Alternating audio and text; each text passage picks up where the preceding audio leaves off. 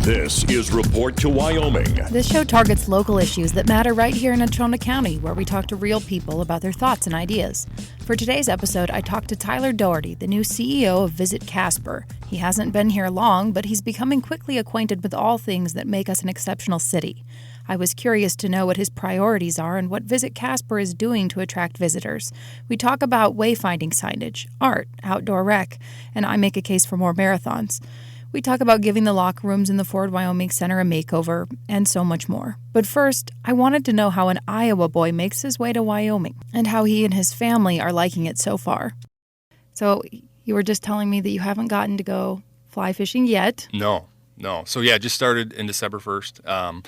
So, no opportunities to get on the water, but then to explore beyond the wind and the snow. You know, we've gotten to Rotary Park and Bridle Trail, I think, once, just because it's too windy or it's too much snow or, combination of both. When you say we, are you meaning your family? Yeah, so my wife and I have a 6 and a 3-year-old, so the transition for them has been fun too. I'll never move in the winter again, but we've loved the transition so far. We moved from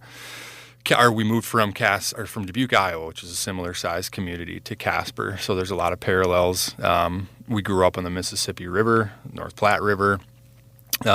We have a downhill ski lodge similar to Hogadon from where we're from. So a lot of similarities there, but just the access to outdoors really sold us on the community. Oh, nice. Yeah, what a wicked year to have moved. I just thought, what month did you guys get here? December 1st. So, I started December 1st. Our family got here the end of December, and then that first weekend we got 2 feet of snow. So that was our welcome gift to Casper. It's rough. It was just a bad year. I hope we can say that 10 years from now that this was the worst year. So we can just get it out of its system now. And we're looking forward to, I guess I've been told there's no spring here, but to transition into warmer weather and then the joy that is June, July, and August in Casper, Wyoming. And whoa. I love spring here. So whoever said this is lying. It's mud season. Season, okay. But I just read that last year we broke a wind record in April, 128 miles per hour and it wasn't in Casper. It was in a tiny little town around here. Can't remember the one, but I was just reading it this morning. So I don't know if the wind is getting worse at this time of year or not, but there's a lot to be loved about spring. So you just need, like boots. Give it time. Okay, yeah, boots. We gotta get some good hardware, so some good footwear. That's right. The Danes say there's no bad weather, just bad wardrobe. There you go. What are you most looking forward to this summer? So I think just exploring. We want to get on the trails on Casper Mountain. We want to get to Alcova and get on the water. I love to be on the water. Some people prefer the slopes, which I also enjoy, but just get me on a boat. Let me tube, let me ski. And the kids, I think, just to get them outdoors and see the wildlife. We want to take some adventures throughout the state of Wyoming and just, I don't want to say get lost, but just drive and see the beauty that is the state of Wyoming. So we're really looking forward to putting some miles on the car. Now, before this job opportunity, had you ever been to Wyoming? I had not, no. Oh, wow. So it's a whole new world. Whole new world. So originally from Iowa, again, a lot of similarities with your access to nature and the water. Iowa probably has more fertile soil, so as far as forest and row crops and that sort of thing. But you're 5,000 feet elevation here above sea level compared to 500 where I'm from. So just like you got a different climate, you got a different soil, you've got different topography and wildlife. So we're excited to see all of that. Awesome. And Iowa, when I think of Iowa, I just think of Dan Gable because my dad was a wrestling coach. I love that you know that name. Yeah, wrestling's big in Iowa. So, Dan Gable's he's a good dude. A living legend, right? He's still alive, right? Correct. Okay. Correct, yeah. NCAA tournaments, national championships are actually this week in Oklahoma, so I'm sure Gable will be front and center to watch the Hawkeyes try to battle it out for the title. Oh my gosh, that's awesome. So you're a big sports guy, right? I do love sports. Your background is in sports. Can you tell us a little bit about that? Yeah, so I always grew up and loved sports, played everything from a small town where that was kind of the expectation, where you went from football to basketball to track to baseball, didn't really focus on one sport. And that's what was the expectation growing up in a small community. And I think my goal from a young age, I'm like, I want to play in the NBA. And until I got to college, I'm like, oh, I better figure out something else. This isn't realistic. But I did play college basketball at the University of Dubuque, NCAA Division III, and had a very successful career. Was a team captain for 3 years and was lucky enough to make it into the Hall of Fame for that athletic program. And what I would consider hopefully taking the level or the program to the next level. I think they were struggling to recruit. I was a local kid. We got to 500, and then they've since won quite a few conference tournaments and championships. And it was neat because my head coach my senior year was also from the town that I was from. So he is still there, which was a cool connection. Transitioned to then coaching collegiately at Indiana University East, coached college basketball there and track and field, and just loved that opportunity that I had and to mix and mingle with college athletes. And I mentioned it before, kind of their youthful ignorance and the ideas that they have and the attitude that they have. And my wife and I transitioned back to Dubuque, Iowa after a couple of years and applied for a position in what I call the DMO world, so Destination Marketing Organization. That's what I do now. And it had sports in the title. Had zero idea what the heck this organization was. But I'm like, hey, it's got sports. Let's give it a shot. It'll be a good transition position to the next coaching gig. Here I am 11 years later in Casper, Wyoming. Oh my gosh, that's an awesome story. How do you think your basketball coaching helped you with what you're doing today? I think it helps with communication, leadership with staff. You're forced to go out and recruit kids from all walks of life. So I think that makes it easy for me to talk to anybody. And then just from the sports world, you start to understand why programs might look at competing with a team in a certain area, why they go to certain tournaments. We went to the national tournament twice, what that experience was like from a deliverable standpoint with where I'm at now. So if we try to go capture a national tournament, hey, what really stands out to teams to make them want to come back and so they stay here and repeat business? And what's important for what we do now is to get heads in beds and people to stay in the hotel and then frequent our attractions, restaurants, and businesses. And so I think understanding that aspect from being a coach and a player to now having to recruit those individuals and kind of having an understanding of what they like, I think is a good asset to have. So I'm very familiar with your guys' website, but I don't really understand what you specifically do. Sure. So I hope you can help me with that. Are you guys marketing for all of these different businesses around town? Yeah, and so I want to clear, we're not membership-based, but anybody within Natrona County I consider a partner. So that could be a restaurant, hotel, attraction, so on and so forth. We market them to individuals locally for sure, so they can experience, but outside of Natrona County to then come into our wonderful community, experience it, spend their dollars, and then stay in the hotels. So we are funded by the lodging tax. It's not a local tax on any local constituents. That lodging tax is specific to anybody who travels to Natrona County, stays in a hotel, and then they pay a percentage based off of the rack rate on their folio.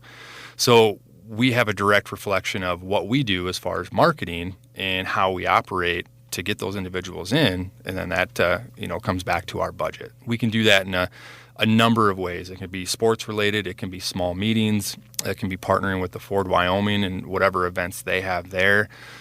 Denver is a big market for us just because of the proximity and your general population base. So we can just do social ads down there to come and, hey, you want to get away for a little bit from the hustle and bustle? Come to Casper, Wyoming. We are a natural pass-through to Yellowstone, so we get a lot of families, leisure travel in the spring, summer, and fall months that are trying to go to Cody or Jackson Hole that will come through our community. We want to give them a reason to stop and stay and experience what we have to offer. So there's a number of different ways we can do it. That's partly why I love this industry as well. There's not kind of a cookie cutter approach because everybody has their unique ability to recruit people to come here. We have the North Platte, some amazing fly fishing. We have great outdoors. Not a lot of people have that. So that's what we need to tell. We need to tell that story. And then we work with our partners to do that, and hopefully we get repeat business. So love the industry because of that. It changes on a daily. Now you're working with what we currently have.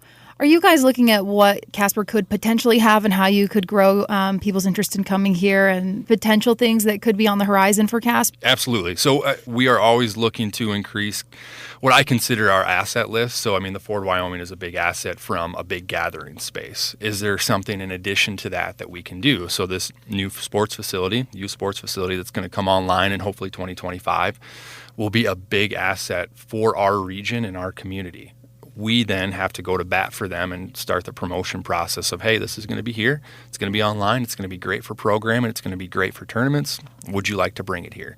In addition, it's a luxury for us to have a wonderful airport. We're a smaller community on a relative size when I talk national perspective to have an airport of this quality. That's important for us to keep, to expand our service because it makes it easier for people to get here. It makes it easier for tournaments, meetings to get here as well. So any way that we can expand that is something that's on our radar. If there's something from an attraction or business or restaurant perspective that we can help, hey, we want a seat at the table. If it's access to the outdoors and enhancement of our trails, we want a seat at the table. Wayfinding signage is a big one right now that we're trying to work with the city on. I guess if you put yourself in the shoes of a visitor and you go to a community, what makes you feel comfortable? Typically, it's you knowing where you need to go, you feel safe, and you like what's there. So we need to do some better wayfinding signage downtown to make that comfort level even more enhanced for the visitor than it already is. Oh, could you tell me a little more about that? Like what that might look like? So there was a study done, I believe, in 2018 that incorporated Casper and then the surrounding communities and just what the design of the signs would look like, how they were going to make them, how big they would be, how big the font was, and then, where they were going to direct certain guests to certain key points of interest within Natrona County. So, for example, we will probably put a pin at David Street Station, and we're going to work with the city to do some funding with that, and then they would put wayfinding signage surrounding David Street Station. So if you park at David Street Station and you want to get to the Ford Wyoming Center, there should be a sign downtown that is going to direct you then to the Ford Wyoming Center. Or if you're at David Street Station and you want to get to Hogadon, same thing. It's going to be a sign that says, take a left here, go up. But it's starting to incorporate all those directional signage now. And so the incorporation of that and rollout will be up to each individual community. They need to fund it. But I think if you do that collectively, it's only an enhancement for Natrona County. Now, is this in the works or is this just we're in the talking phase? In the works. So we've had the opportunity, started in December 1st. We had a program called the Destination Development Grant Program that the Wyoming Office of Tourism rolled out. And we have ability to access some funds that we can use for certain projects that we have guardrails for, but wayfinding signage is one that qualifies. So we're going to earmark some of those funds to partner with the city to continue or start that rollout process. And as I'm sure you've seen and others, the city's working to what I would call beautify certain sections of like I-25 and certain corridors and underpasses. And they are going to incorporate wayfinding signage within those projects as well. So I think we're going to start to see it more over the next couple of years and as they begin to finalize these projects. We also have wayfinding signage committed for Casper Mountain, and so hopefully that will begin to get installed in 2024. They're going to do some repaving of roads in Casper Mountain, and then when they do that, they'll put the signs up so we have a better idea to how to get to trailheads, how to get to Hogadon, how to get to the Biathlon Center. We have so many wonderful facilities up there, but if you're not from here, it can be maybe intimidating to go up the mountain and figure out where you're at. Glad you said beautify, because I'm just wondering if you guys are at all interested in the murals and other artwork around town. Is that on your agenda right now? Yeah, and we've met with the local mural group and how we... Oh, it's the Casper Mural Project. Yep. I would really love we have a map right now, but do something better to, I guess, educate guests, even local, on what the murals are intended for, why they were done this way, who the artist was, and maybe it's a walking audio tour, maybe it's just a sign at the actual mural site. But then what the plan is for rollout with other murals. I think where I came from in Dubuque, we had over 50 murals, and it just took off as far as the interest from locals and non-locals on the beauty of it. You start to get into the weeds a little bit on, where certain murals should be, why you have certain murals, and on what building, so on and so forth. But I think it's only an enhancement to your local art scene and the local beauty that you can offer if you continue to do this. I think they need to be careful on, okay, if you're going to do one, how long is it going to last, and what's the process for either redoing one or if you have to update it, just because of the elements and the weather. You don't want to do this and it's great for 2 or 3 years and then it falls off. I think they need a plan, which I think they're on top of, that local group. And then before I forget, when you're driving up Casper Mountain Road, right before you turn to go to the ski hill to Hogadon, there's like this big building. I believe the city owns it. It's like almost like a lodge. Do you know what I'm talking about? I don't, but that county is up there, so it's probably a county building. It could be just a county storage building for maybe plows and stuff like that, but I'm not confident. Like, okay, it looks like it maybe was like a restaurant or bar at one point in time, and I think it's going to be something for the trails, for the cross-country trails up there, but I think it's I want to say city, maybe county property. It was for sale for a long time. That's okay. I'm going to move on from that one because I was wondering if that's like going to be an enhancement that's on your guys' radar. Have you heard anything about the wind henge project from Chris Navarro? I have heard about it, yeah. So Mike Savasco is a board member of ours, and he's brought it up, so he's got interest in the project. I think the biggest thing now is finding a footprint of where it can be placed and strategically place it, because again, it's not something in my mind that you just want to put alongside of the highway and it's a drive-by. This is something you can go to, park, read about it, visit it, take some pictures, but that takes infrastructure. It takes time, and it takes maybe a land swap if you're going to go on city-owned property in Casper or one of the other communities. So I'm familiar with it. I haven't seen the conceptual design, but I think it'd be something that would be an enhancement from an attraction standpoint for Casper, where we could promote it, and it would be something that you could go out and visit as a guest. It was Windhenge, and then when I talked to him last, this was a few weeks ago, his other idea was, I think it was called Wind Cathedral, and so it's similar, but instead of like the Windhenge, this would be like a giant outdoor, kind of looks like a church, but it's outdoor. There's, you don't step into a building. And there are lots of links on YouTube, and you can see what those look like, folks, if you're interested, but could happen. I don't know. But I know he was very excited for the potential that it could bring in terms of tourism in Casper. And I just was wondering if he'd talk to you guys about that. I haven't talked to him directly, but it's someone, I need to get in touch with, because I think there's some support with the project, and it seems like a neat one. So why not consider it? Okay. And then what about the Ford Wyoming Center? There are going to be, as I understand it, some enhancements to that. Yeah, so with the Destination Development Grant funds that we were able to access, we're going to commit to helping update and freshen up the locker rooms. And part of the motivation with that is we host multiple state championships at the high school level. I consider it an enhancement from their user experience and their overall experience when they're here. We want to so it goes back to me coaching, playing. What do you look at? Locker rooms was one of them. So, you want to feel like you're in a space that's clean, gets you ready to go. And not that they're dirty by any means, but it's a 40-year-old facility. It needs some updates. The other part of that is we've tried to bid on certain events, and they've come back to us and specifically have said, hey, your locker rooms aren't up to snuff. But if you update them, you'll be in consideration for us to select your site to host fill-in-the-blank event. And so part of the reason for this commitment is that exactly. When we go out to bid, we don't want there to be a reason that they don't come because of our locker rooms. So I feel like it's an easy partnership with the city to do some enhancements, and it's only going to help them when they have bands and tour groups, wrestling groups, that they're going to enjoy that as well. So those funds will be dedicated to it. We're currently trying to, so it's not constituent money, not taxpayer money. This comes from the lodging tax. I know there was, I think, a question regarding local tax monies being dedicated to that. Not the case. So this comes from the Destination Development Grant to focus on tourism and enhancements from that direction. So I'm very excited about that. I think July 1st, to coincide with the new fiscal year for us and the city, we'll hopefully begin some demolition, or not demolition, some construction and a facelift for those locker rooms. A facelift. I like it.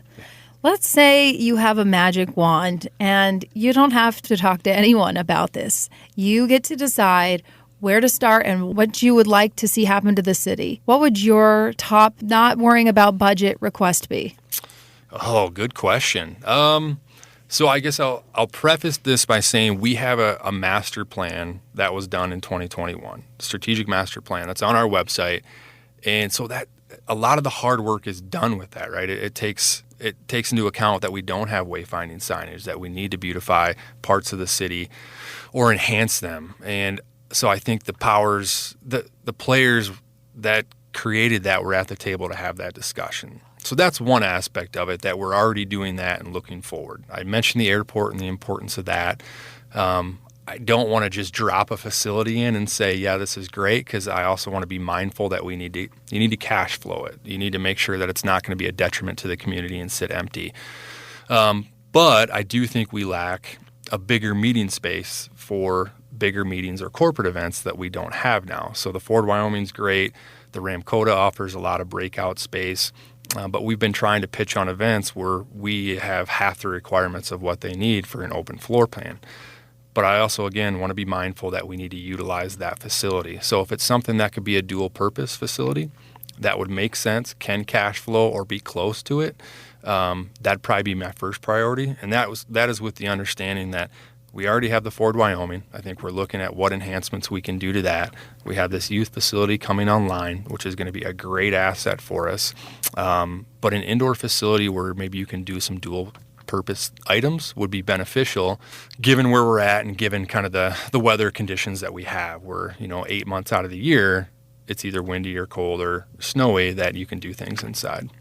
Hear me out. I don't know who owns this building. I would love to find out, so you can message us on Facebook. It's a building across from what I believe is like the Freemason Temple. Okay.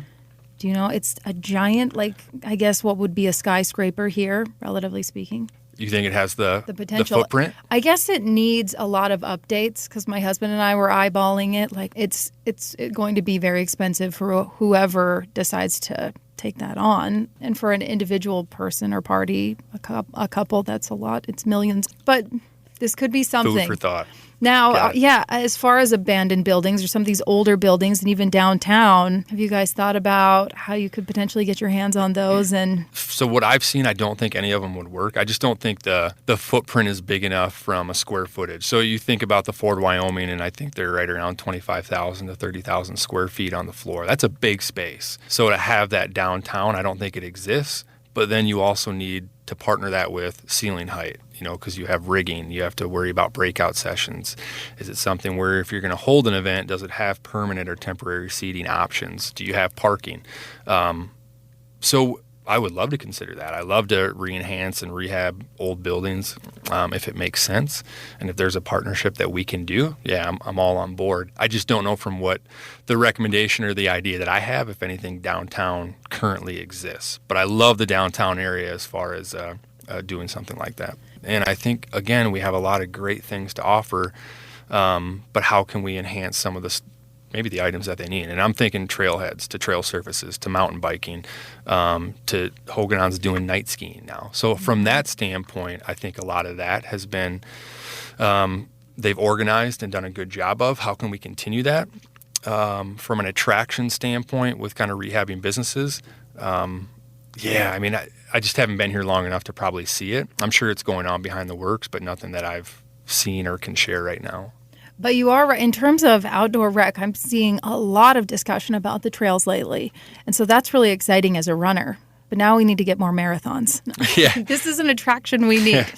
So we have the Visit Casper Marathon, the first part of June. That's true. T-Bird Trek, I know they'll be in the fall. So we're trying to grow them as well and help any way we can. But I agree, running events are a great reason for people to gather and hang out and celebrate whatever cause they want. I'm just being selfish. No, there's this project that's looking to go from coast to coast. And part of that is connecting trails in Wyoming, specifically through Casper. Have you checked this out yet? One of our DJs just wrote about this. It's really exciting, but that's, again, just something that could happen, may not happen, but it would be a really nice little mark on the map for us. Yeah, and so I don't know, but to your point, that just proves that there's so much going on here. And I love the forward thinking of locals that they want to do this. They want to talk about it. It's not that, oh, no, it didn't work in the past, we shouldn't even talk about it. No, they're considering it. And I think they're trying to figure out the research and make it their own and really enhance Casper and what it is to live here. I mean, livability is a big thing for us, and I know Justin and his team at Advanced Casper have done that quite a bit, but what's going to get you motivated to not only come visit, but come to relocate to Casper if you've had a great experience? So, I mean, we have a play in that as well. And now, I'd done an article recently after I talked to the Economic Analysis Division in Wyoming, and Casper, for the first time in a long time, is seeing more younger people moving. I say younger, millennials, Gen X, moving here. Pre-pandemic, that wasn't really the trend, and so they saw a lot of growth, like most places after the pandemic. Do you think that's influencing some of this desire? As far as the outdoor access? Yeah. Yeah, absolutely. I think you see it anywhere across the country where you have young kids who naturally probably want to get away and just experience something else. I was one of those. But then you start to appreciate where you're from. And you're like, hey, this could be a great place to really raise a family. And then you have the other side of the coin where maybe you grew up in a suburb or a big town and you're like, what's it like to actually just be out in nature? And granted, we're 60,000 people here, but you're 5 minutes away from turning around and being lost, which is a very neat experience. And I say lost in a good perspective where you don't have noise and tall buildings around you. You know, you can get up in the mountain and do what you need to do. So I think that's appealing. And you had mentioned it earlier in the interview that you don't have to necessarily work in an office anymore. You can work remotely. And so if you can work, my wife works for a company out of Oregon, and she did that in Iowa. She's doing it here. So you have the ability then to really move wherever you want and fit your needs. Do you think that we could be doing more with social media to attract people? Thinking like bees to flowers, like the beauty, and then I have a follow-up on that one. Yes. I just will say social media is a beast, both good and bad. So, I mean, there's so much, in my opinion, terrible things that happen on social media, and we need to stay away from that. But it's also a moving target with, to your point, which generation is following which platform. You know, we would have had this conversation 3 years ago.